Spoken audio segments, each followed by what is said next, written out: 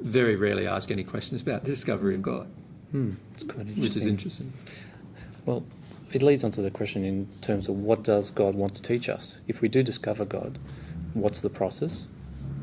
And what is it that God actually wants to teach us about the universe and about ourselves?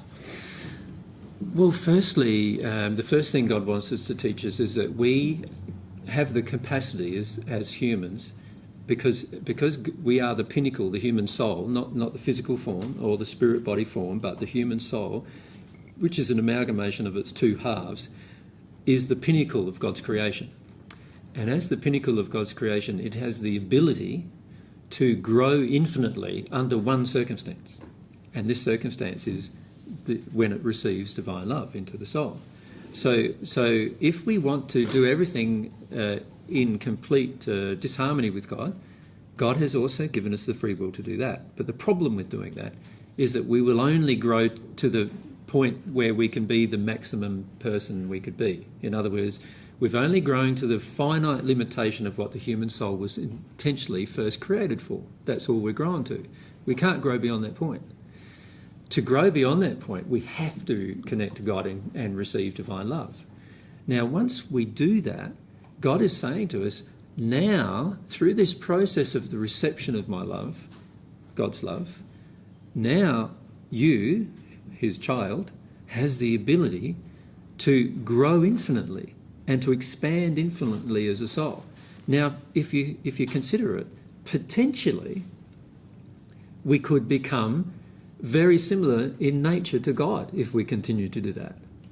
Like, the more of divine love that infiltrates your soul, the more like God you become. Does God want that from us? Yes. Well, when you say want that, no, God's given it. His underlying purpose of creating us was to give us the gift of his love. Whether we choose to have that or not is up to us. So God's not saying to you must do this, Anto. What he is saying, though, is I have given you the gift of, I've created you to be the personality and character that you've become, and have the ability to grow and change from that personality and character. But if you choose to do it without me, without God, right? And I'm not saying I'm God there. I'm just saying I'm putting myself in God's position and having a discussion with Anto. So God's saying to Anto, if you choose to do that without me, then you'll be able to become the most perfect being I created you to become on your own right, under your own steam, with your own exercise of your own desire. Now, that being is the person that you will realise when you enter the sixth dimension of the spirit world, and which can also be entered here on earth. It's what I would call the perfection of the natural man. That's the degree to which you can expand. But then God's also saying to Anto, he's saying, Anto, I have this other gift, this gift of a personal relationship with me.